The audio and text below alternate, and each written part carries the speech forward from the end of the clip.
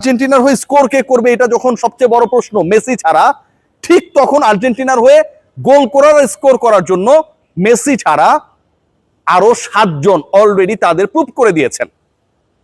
এই Argentina different Argentina না। Lionel Messi ঘুমিয়ে থাকলেও ইংল্যান্ড তোমাদের কিন্তু খেলা শেষে সত্যি সত্যি ঘুমাতে যেতে হবে, কারণ যা ঘটবে পরের ম্যাচে এটা দুঃস্বপ্ন ছাড়া অন্য কোনো কিছুই মনে হওয়ার কোনো কারণ নাই। একমাত্র শান্তি দিতে পারে প্রপার নিদ্রা। আর মাত্র 48 ঘন্টার মতো বাকি লিওনেল মেসির আর্জেন্টিনা ভার্সেস ইংল্যান্ড। ফকল্যান্ড নিয়ে যেই দুই দেশের মধ্যে যুদ্ধ চলেছিল একটা বড় সময় ধরে, 86 বিশ্বকাপকে কেন্দ্র করে ইংল্যান্ড আর আর্জেন্টিনার মধ্যে ফুটবলীয় যে বিরোধ ক্রিয়েট হয়েছিল সেটা যেন আরো নতুন করে মঞ্চায়নের অপেক্ষায় 40 বছর পরে। এবং সেই মঞ্চে লিওনেল মেসি, আমি যদি প্রশ্ন করি যে কয় গোল করবেন, আমি যদি প্রশ্ন করি লিওনেল মেসি গোল পাবেন কি না, আমি যদি প্রশ্ন করি লিওনেল মেসি কতগুলো অ্যাসিস্ট করবেন, আর্জেন্টিনাকে জেতাতে পারবেন কিনা, প্রত্যেকটা জায়গায় এই প্রশ্নগুলো সবগুলো ইনভ্যালিড। এই প্রশ্নগুলোর কোনো গুরুত্ব নেই, দাম নেই, কারণ ইংল্যান্ড বলছে, ইংলিশরা বলছে, কি বলছে, লিওনেল মেসিকে ঘুমিয়ে রাখা হবে। ইংল্যান্ডের বিপক্ষে যে ম্যাচে 16 তারিখে মুখোমুখি হবে আর্জেন্টিনা, সেই ম্যাচে তাদের দলের সবচেয়ে বড় অ্যাটাকার, মিডফিল্ডার, অ্যাসিস্ট করা, প্রপার পাস করা যেই ফুটবলারটি রয়েছেন, এ বিশ্বকাপে এখন পর্যন্ত 8টা গোল করে সর্বোচ্চ গোলদাতার চূড়ায় যিনি যৌথভাবে রয়েছেন, সেই লিওনেল মেসিকে ঘুম পাড়িয়ে রাখবে ইংল্যান্ড।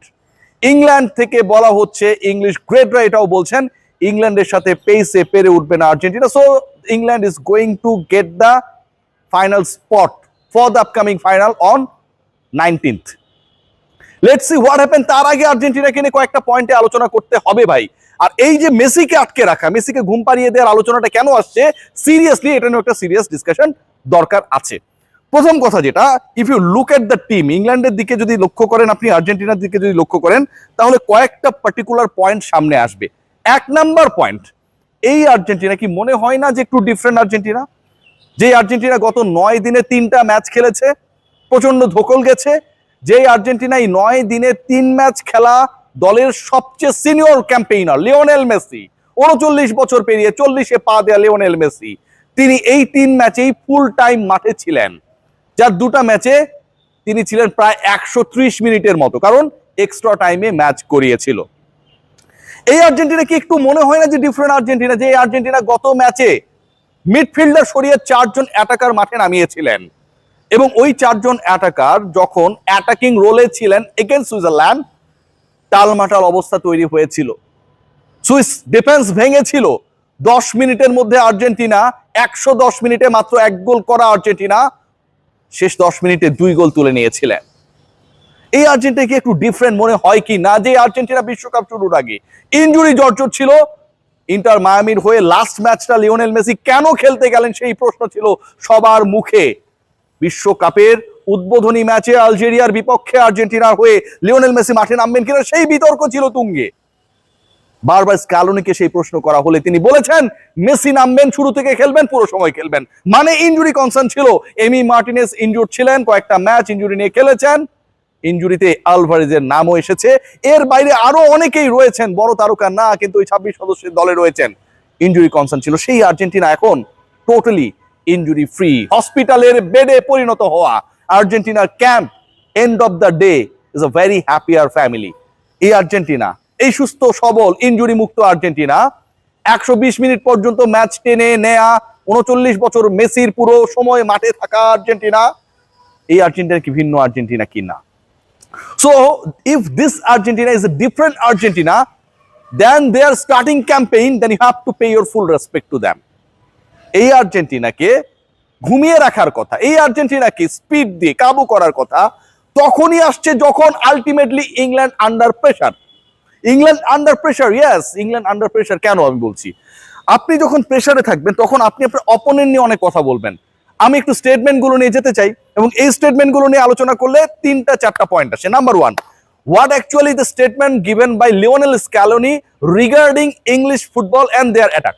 স্ক্যালোনি বলেছেন, আমরা এখানে কোনো যুদ্ধে নামছি না, আমরা কোনো অতীত ইতিহাসকে টেনে আনতে চাই না, very simple words.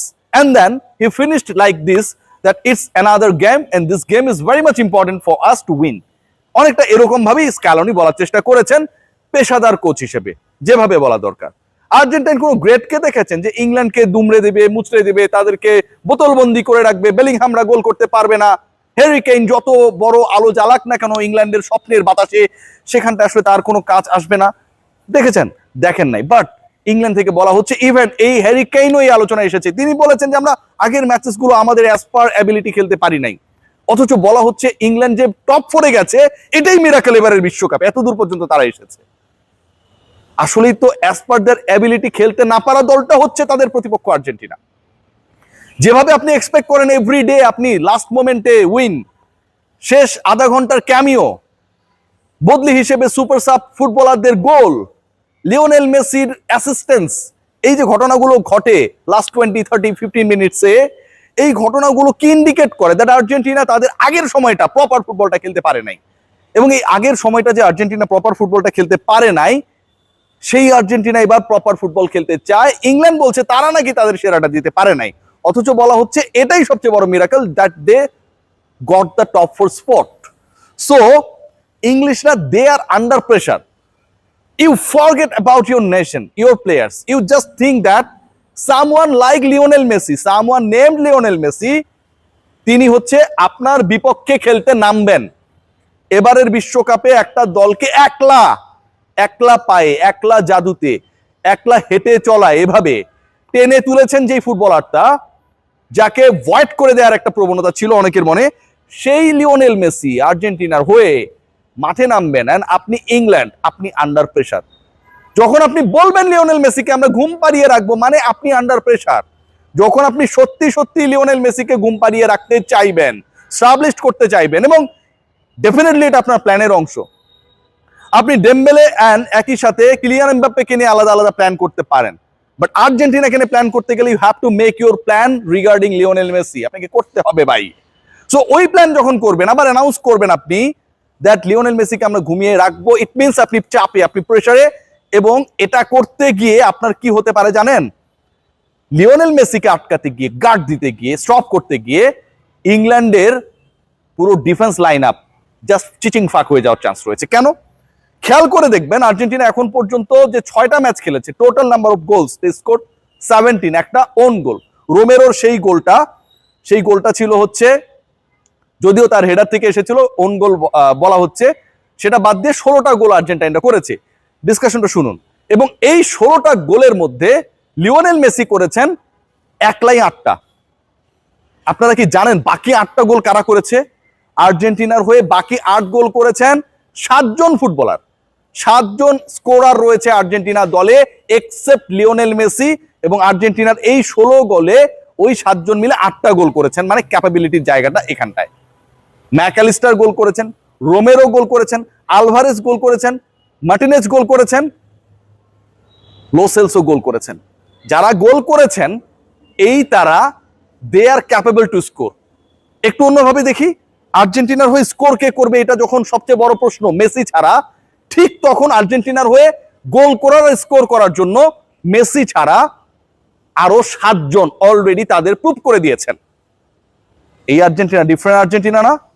Lionel Messi ঘুমিয়ে থাকলেও ইংল্যান্ড, তোমাদের কিন্তু খেলা শেষে সত্যি সত্যি ঘুমাতে যেতে হবে, কারণ যা ঘটবে পরের ম্যাচে এটা দুঃস্বপ্ন ছাড়া অন্য কোনো কিছুই মনে হওয়ার কোনো কারণ নাই। একমাত্র শান্তি দিতে পারে প্রপার নিদ্রা।